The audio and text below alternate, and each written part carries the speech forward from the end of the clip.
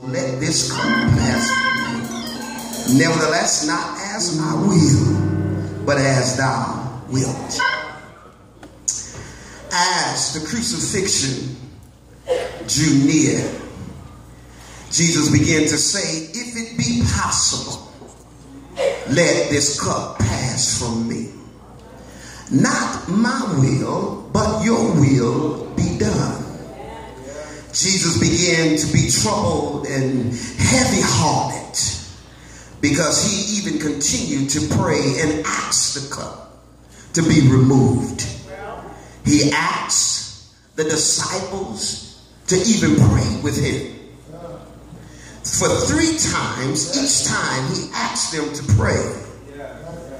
They began to even go to sleep because they was troubled. And there's something about this thing as they fell to sleep. Each time they were asleep, he was troubled because he seen what was going to even happen to him. And he was going to be separated from his father for the first time. And it seemed to even amaze him because he couldn't even believe that that was going to take place. Every single sin that mankind even committed seemed to be at that point was upon him. Or even in that midst of him even being committed and laying directly even on his soul unto God. You cannot be in sin, people of God, and even in the presence of God and think that there's not going to be a change. It's something about this lesson that really defines itself, as we can see that in the lesson it says then Judas himself, even being a disciple, betrayed him. Peter denied him. The rest of the disciples, they began to, even in the midst of it all, they ran because they had a spirit of fear. They ordered him to be beaten. It's something about how we can even imagine in our own mind, if you all would allow me to even just demonstrate how Jesus was beaten. The whip was made of leather with iron balls, and it had sheep teeth attached to it. They would even whip him into a V shape. The V shape, the Bible says that it would even start at the top of his neck and down past his buttocks. The Bible said that he's supposed to be whipped 39 times, but it looks as though they whipped him even the more. When they hit him, they would even pull the flesh from his body. They kept whipping him in the same spot. Can you imagine being beaten and whipped in the same spot that the meat in that spot was losing itself from its area? They kept hitting him and hitting him until he was almost dead. If it wasn't for God the Father, I know for a fact that he would have died. He had to make it because he was trying to fulfill the prophecy.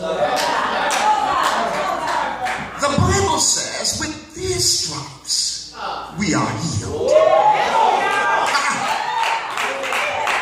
He knew every time they hit him, they gave him more power to save you and I. It's something about when you think you got my God, he still know how to come through every time. The Bible says they placed 2 to 4 inches of thorns on his head, and they began to mash the thorn down The Bible says the stick that Jesus Christ carried, they began to beat it at the top of the thorns that was in his head. And the Bible says that they beat it and they mashed it down on his head. And they pressed it and kept pressing it down, the Bible says. The stick itself, he carried itself. And can you imagine carrying your own stick and then they use your own stick and just beat you and beat you at the top of your head.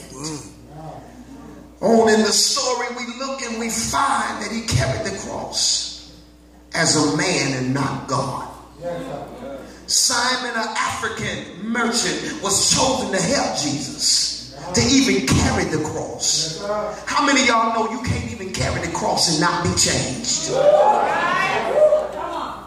You can't even pick up the cross, think about the cross, look at the cross and not be changed. Isn't it amazing how many people that are in the church and they still not changed?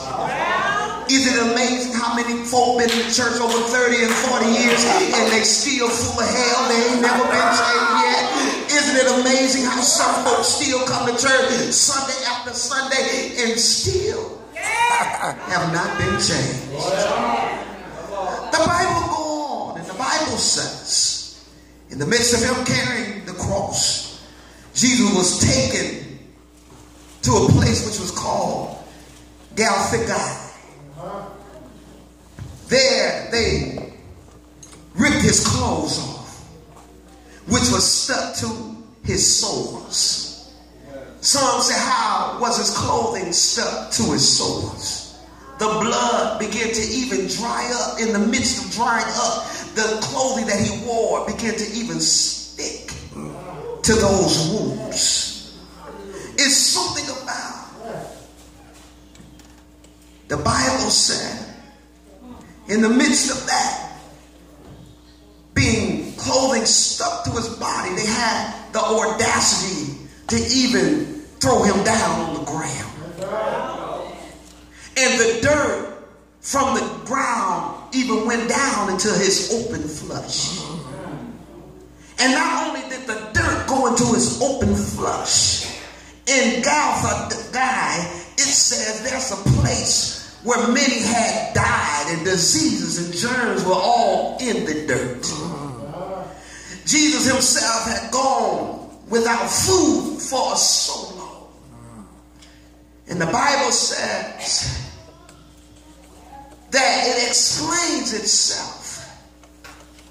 Let me explain to you the purpose in which the crucifixion itself had to be what it was. In the midst of that crucifixion, the body dries out. The fluids start to collect down to your legs and your extremities. Your mouth and your tongue starts to cling to the rough and to the roof of the palate. You cannot even imagine the thirst that comes from a human being which hadn't eaten or had nothing to drink.